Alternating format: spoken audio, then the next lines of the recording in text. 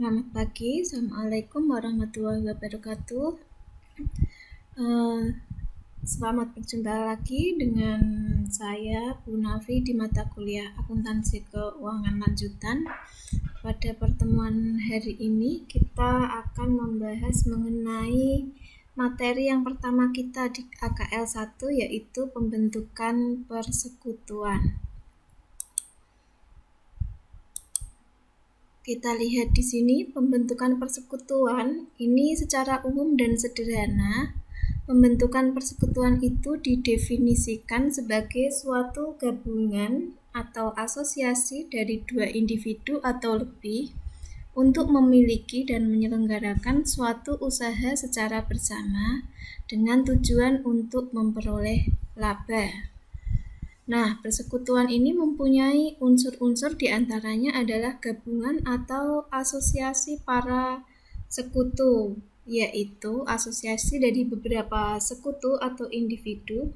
Maka persekutuan ini tidak dapat dipisahkan dengan kesepakatan atau perjanjian. Yang mana perjanjian itu diantaranya adalah perjanjian untuk mendirikan, memiliki, dan mengelola persekutuan. Unsur yang lain diantaranya adalah pemilikan dan pengelolaan bersama, serta tujuannya adalah untuk memperoleh laba. Nah, perjanjian persekutuan ini biasanya berisi terkait dengan ketentuan-ketentuan yang disepakati oleh para sekutu mengenai segala sesuatu yang berhubungan dengan kehidupan persekutuan sampai dengan pembubarannya.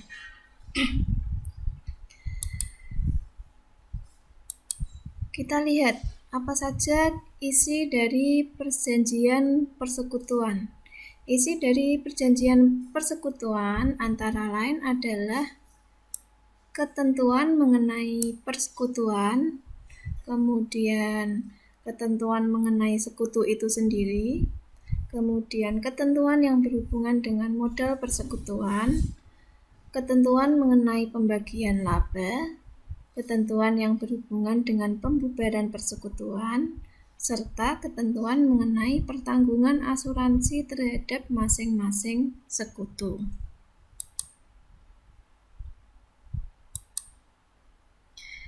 Penggolongan persekutuan diantaranya adalah ada yang disebut dengan persekutuan firma. Apa itu persekutuan firma? Persekutuan firma merupakan persekutuan yang didirikan atau diadakan untuk menjalankan perusahaan dengan menggunakan nama bersama, di mana semua sekutu bertanggung jawab penuh dan biasanya ikut aktif mengelola perusahaan. Jadi, masing-masing sekutu ini saling aktif dalam mengelola perusahaan secara bersama. Sedangkan untuk persekutuan komanditer ini merupakan suatu bentuk perjanjian kerjasama yang mana mereka berusaha bersama, di mana salah satu atau lebih dari anggotanya ini memiliki tanggung jawab yang terbatas. Di dalam persekutuan komanditer ini dibagi menjadi dua kelompok. Ada sekutu yang dinamakan sekutu aktif dan sekutu pasif. Sekutu aktif ini dia yang aktif mengelola perusahaan, bertanggung jawab penuh. Sedangkan sekutu pasif ini dia terbatas pada saat penyetoran modal saja. Selanjutnya nanti pengelolaan diserahkan oleh atau dikelola oleh sekutu aktif yang aktif menjalankan perusahaan tersebut. Kemudian joint stock company. Joint stock company ini merupakan persekutuan yang struktur modalnya terbagi atas saham-saham yang dapat dipindah tangankan. Akuntansi persekutuan. Prinsip akuntansi untuk persekutuan ini tidak berbeda dengan akuntansi untuk perusahaan perseorangan maupun akuntansi untuk perseroan terbatas. Perbedaan yang ada hanyalah yang berhubungan dengan pembagian terkait dengan pembagian laba yang disepakati. Pada umumnya, hubungan ekonomi antara persekutuan dan para sekutu ini ditampung di dalam 3 rekening. Rekening apa saja yang termasuk di dalamnya yaitu ada rekening modal, ada rekening privat, dan rekening utang piutang yang dapat berupa utang kepada sekutu maupun piutang kepada sekutu.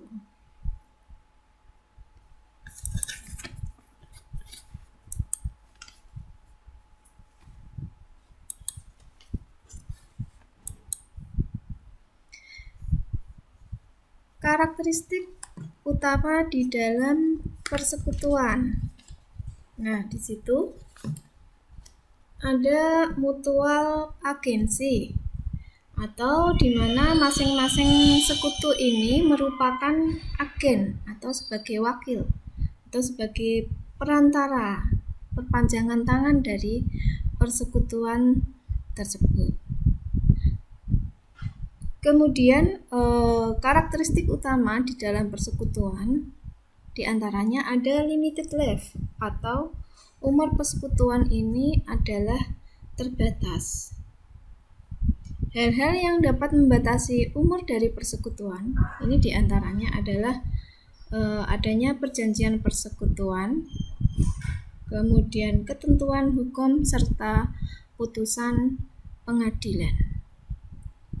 Sewaktu-waktu persekutuan ini dapat bubar karena adanya atau masuknya sekutu baru, kemudian ada pengunduran sekutu dan sebagainya. Ini bisa menyebabkan bubarnya persekutuan.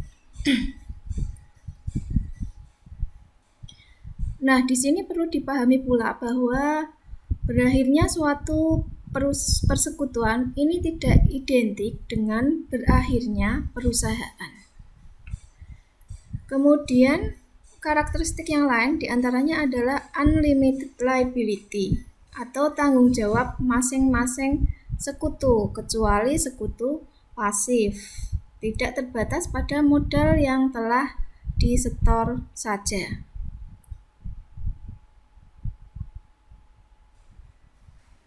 Kemudian ada ownership of an interest in a partnership, di mana kekayaan yang telah disetor ke dalam persekutuan sudah bukan lagi merupakan milik penyetor, melainkan menjadi milik semua sekutu. Jadi apabila aktiva tersebut kemudian dijual, maka laba atau rugi yang terjadi bukan hanya miliknya sekutu, penyetor aktiva tersebut, melainkan hak dari seluruh anggota sekutu. Kemudian ada participation on partnership profit, di mana masing-masing sekutu ini mempunyai hak di dalam pembagian laba atau rugi persekutuan. Di mana menurut Kitab Undang-Undang Hukum Dagang, laba atau rugi persekutuan ini harus dibagi secara adil. Yang dimaksud dengan adil di sini adalah sesuai dengan besarnya kontribusi masing-masing sekutu di dalam menghasilkan laba tersebut. Kemudian karakteristik yang lain diantaranya ada right to dispose of a partnership interest, di mana masing-masing sekutu mempunyai hak untuk menjual atau memindahkan haknya atas modal dan hak atas laba kepada orang lain, baik kepada anggota sekutu maupun tidak. Kemudian karakteristik yang terakhir adalah mutual liability, di mana semua sekutu ini bertanggung jawab terhadap utang persekutuan. Jadi utang persekutuan ini adalah juga utang seluruh anggota sekutu.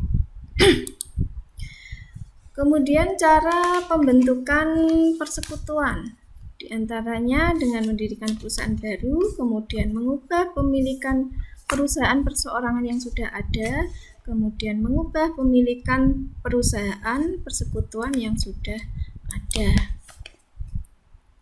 Ada sekutu yang mempunyai kelebihan jika dibandingkan dengan sekutu lain. Kelebihan tersebut ini dapat berupa keahlian, kemudian nama yang terkenal dan terpercaya, kemudian pengaruh yang luas dan sebagainya. Yang diperkirakan ini nantinya akan sangat membantu kelancaran usaha persekutuan. Sehingga perlakuannya terhadap kemampuan lebih yang dimiliki oleh salah satu anggota sekutu tersebut ada dua perlakuan atau ada dua metode, yaitu metode yang pertama adalah metode bonus, di mana jumlah modal mula-mula akan sama dengan jumlah setoran modal yang berupa aktiva berwujud. Sekutu yang hanya menyetor aktiva berwujud tanpa kemampuan lebih yang dimilikinya, seperti tadi misalnya berupa keahlian atau nama baik atau pengaruh yang luas gitu, atau follower yang banyak gitu, modalnya akan lebih kecil jika dibandingkan dengan setorannya, karena memberi bonus kepada sekutu yang mempunyai kemampuan lebih. Sebaliknya, sekutu yang mempunyai kemampuan lebih modal mula-mula akan diakui lebih besar daripada aktiva yang disetor, karena dia menerima bonus. Contohnya di sini kita lihat contohnya. Pada awal tahun 1991, Tuan Agus, Bambang, dan Budi sepakat untuk mendirikan persekutuan dengan nama Persekutuan Abadi.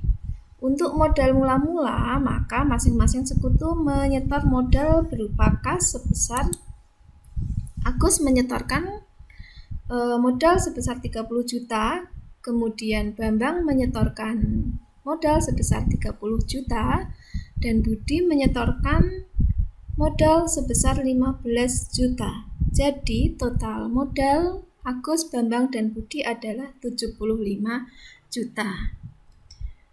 Modal masing-masing sekutu ini diakui sama apabila dipakai metode bonus, sehingga besarnya modal masing-masing sekutu ini adalah 75 juta dibagi 3, yaitu masing-masing sebesar 25 juta. Kita lihat di sini pada tabelnya. Sekutunya ada Agus, setoran modal mula-mulanya 30 juta, modal mula-mulanya 25 juta. Bonus yang diberikan adalah berarti selisihnya, setoran modalnya dikurangi dengan modal yang diakui 25 juta, jadi nanti bonus yang diberikan adalah 5 juta. Sedangkan Bambang juga demikian ya, setoran modalnya 30 juta, kemudian modal mula-mulanya 25 juta yang diakui, sehingga bonus yang diberikan adalah 30 juta dikurangi 25 juta, yaitu 5 juta. Sedangkan Budi, dia tadi menyetorkan modalnya hanya 15 juta. Nah, modalnya tadi kalau dengan metode bonus kan diakui sama, jadi diakui 25 juta, sehingga dia menerima bonus sebesar 10 juta. Jadi di sini setoran modalnya kan totalnya jumlahnya 75 juta. Nah, pasti di sini kalian bertanya-tanya ya, kenapa kok Budi kan tadi menyetornya 15 juta, tapi kok diakui 25 juta gitu. Apa enggak rugi yang lain? Nah, kita ingat tadi ya, bahwa di dalam persekutuan ini itu tadi kan ada salah satu yang mempunyai kelebihan ya. Kelebihan bisa berupa keahlian, bisa berupa nama baik, atau sekarang mungkin dia kalau saat ini ya, ini kan banyak para YouTuber terkenal gitu ya, dia sudah punya follower banyak atau punya subscriber banyak, sehingga sangat berpengaruh. Misalnya kita ajak kerjasama di dalam persekutuan begitu. Nah, nama baiknya atau keahliannya yang tidak dimiliki oleh sekutu yang lain, nah ini diakui juga ya, berupa dia mendapatkan bonus dari sekutu yang lain tadi sebesar masing-masing 5 juta. Itu sehingga di sini Budi menerima bonus sebesar 10 juta. Agus dan Bambang memberikan bonus masing-masing 5 juta kepada Budi itu atas kemampuan lebih yang dimiliki Budi terhadap persekutuan tersebut. Sehingga modal mula-mula Budi diakui 15 juta ditambah dengan bonus yang diberikan 10 juta diberikan oleh teman-temannya yang lain tadi, sehingga modalnya diakui sama 25 juta atas kemampuan lebih yang dimiliki oleh Budi gitu. Kita lihat di sini jurnalnya, jurnal yang dibuat oleh persekutuan untuk mencatat setoran modal tersebut. Untuk mencatat setoran modal Agus, debitnya kas 30 juta, kreditnya modal Agus 30 juta. Sedangkan untuk mencatat setoran modal Bambang, debit kas 30 juta, kreditnya modal Bambang 30 juta. Untuk mencatat setoran Budi, debitnya kas 15 juta, kredit modal Budi 15 juta.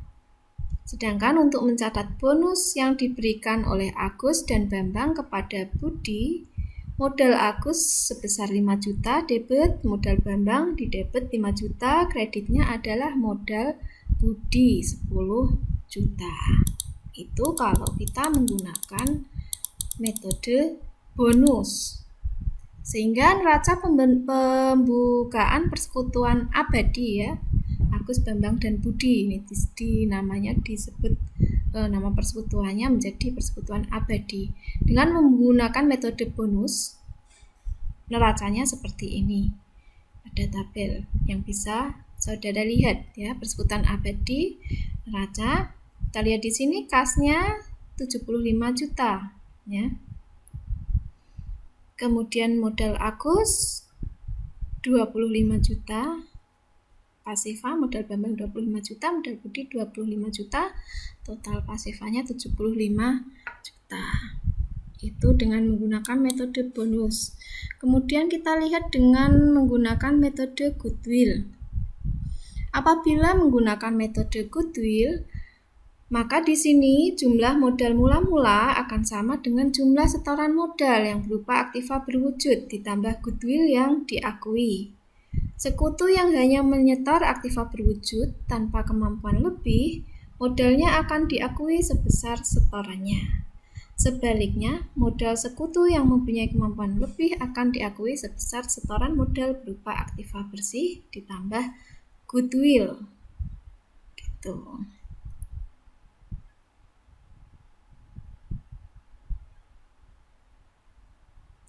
Jadi contohnya di sini masih sama ya. Sama dengan soal di atas tadi.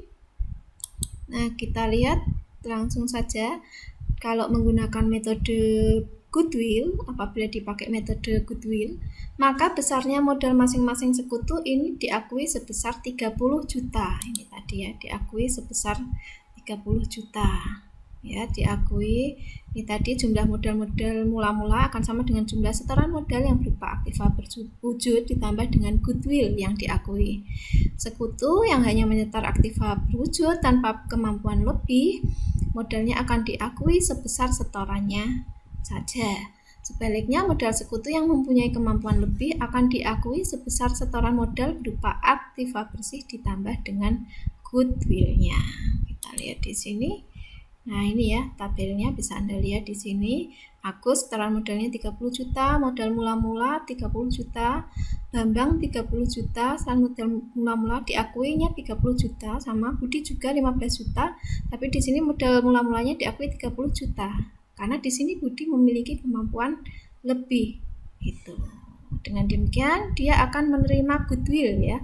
Goodwill yang akan diterima dari kemampuan lebih yang dimilikinya adalah sebesar 15 juta. Kemampuan lebih tadi kan bisa berupa nama baik ya, atau sudah terkenal ya, atau dia punya keahlian ya di bidang mengelola persekutuan tersebut ya, punya skill yang bagus, punya atau bisa juga punya follower yang banyak ya, dan lain-lain. Itu kemampuan lebih yang dimiliki oleh Budi.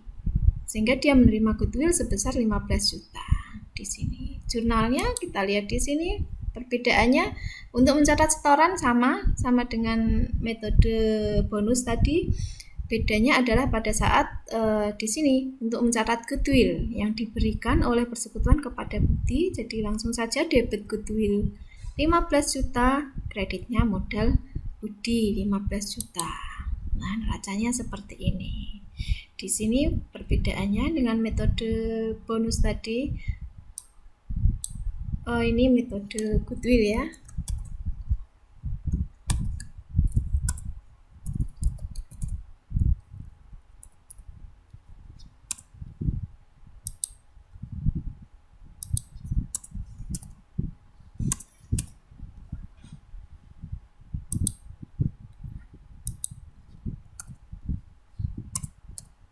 Jadi di sini kasnya aktiva berupa kas 75 juta, kemudian ditambah ada goodwill di sini 15 juta, sehingga total aktivanya 90 juta.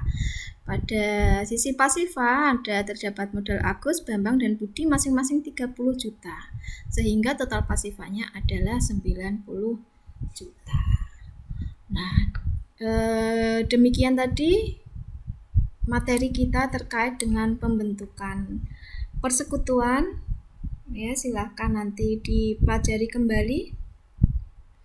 Dan sampai di sini nanti kita lanjutkan lagi pada sesi presentasi berikutnya yang akan datang ya. Terima kasih atas perhatiannya. Assalamualaikum warahmatullahi wabarakatuh.